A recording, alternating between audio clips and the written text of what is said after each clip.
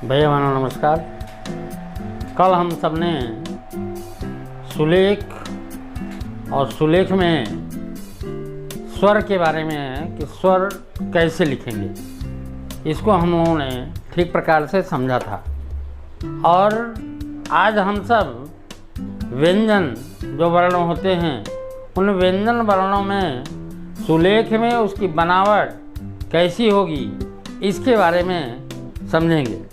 सर्वप्रथम व्यंजन वर्ण में क हम लोगों ने सुलेख में जब देखा था और अभ्यास किया था कि आधा चूल्हा उल्टा और आधा सीधा, अर्थात आधा सी बनाने का अभ्यास किया था।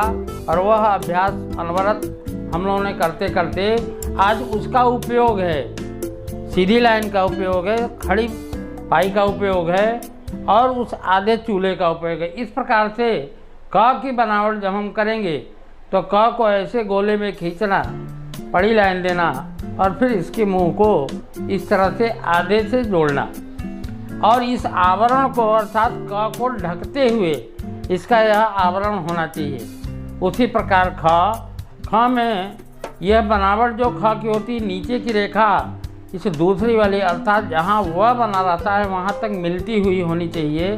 फिर यहाँ यह सीधा नहीं, हल्का सा गोला होना चाहिए।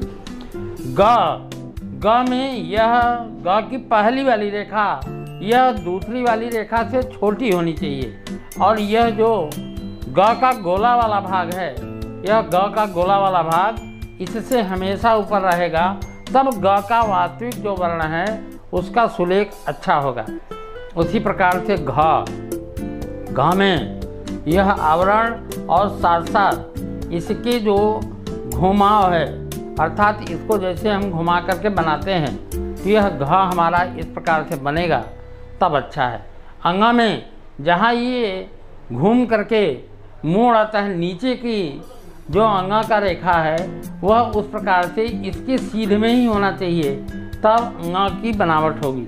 ठीक उसी प्रकार च को जब हम खींचते हैं यहाँ से उल्टा आकर के और यहाँ ले आकर के जब मिलाएंगे सीधी रेखा यहाँ करके, और च का जहाँ तक यह रेखा आ रही है वहाँ से उसका ऊपरी रेखा का आवरण। छ बनाने में ये होता है, अक्सर भैया बहन हम सब गलती करते हैं, छ की इस रेखा को नीचे खींच लेते हैं और खींच करके फिर इसको घुमाते हैं। ऊपर की रेखा जो आधा भाग है वह छोटा, नीचे का भाग बड़ा होना चाहिए, फिर यह मुड़ करके और यहाँ तक ये आना चाहिए। इस प्रकार छ ज का बनावट ये सीधा है, पहले एक पड़ी पाइप खींचना फिर इसको मोड़ करके यहाँ से जोड़ना और ये ज। ठीक उसी प्रकार झ जिससे ड बना रहे थे, यह रेखा इसकी सीध में ही होनी चाहिए, तब ये झ इस प्रकार से सही बनेगा। उसी प्रकार य, फिर ट में इसकी रेखा को ऐसे मिलाना, ठ ड में फिर वही झ और अंगा की स्थिति, ड़ त थ में यह ऊपर का गोला भाग जो है यह थोड़ा सा छोटा होना चाहिए। थ ध में यह देखने की बात है, अक्सर हम सब जब लिखते हैं तो इस ध को पूरा जैसे घ का आवरण पूरा खींच देते हैं वैसे ध का खींचते हैं, लेकिन ध में ऐसा नहीं होना चाहिए।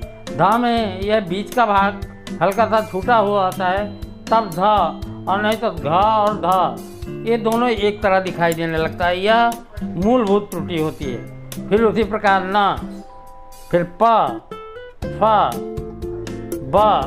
ब में यह शुद्धि होती है कि ब जब हम लिखते हैं तब ब में यह जो इसकी रेखा तिरछी गोले को काटती है वह कभी कभी हम ऐसे काट लेते हैं, इधर से काट देते हैं, फिर यह अशुद्ध हो जाता है। भ में यह गोला बनना चाहिए और भ की रेखा इस तरह से मिलनी चाहिए। म जैसे यहाँ हमने ग को किया था उसी तरह म की रेखा ये हम लोगों की ठीक होनी चाहिए।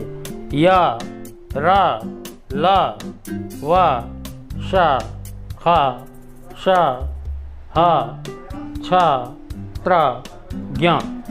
इस प्रकार भैया बहनों हम आज यह जितने भी व्यंजन हैं, व्यंजन की बनावट का एक तरह से आप सबको ठीक प्रकार से एक स्वरूप व्यंजन का जो होना चाहिए वह बता करके, और हम आशा करते हैं कि यह व्यंजन को निश्चित रूप से हम सब ठीक प्रकार से इसको आकार प्रकार दे करके और इस व्यंजन वर्ण को ठीक करेंगे, ठीक करके अपने सुलेख को ठीक करेंगे।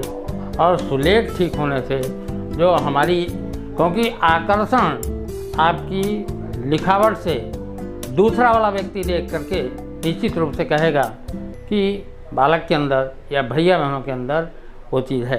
भैया बहनों, आज व्यंजन वर्ण को पूर्ण करते हुए मैं सुलेख को यहीं पूर्ण करता हूँ।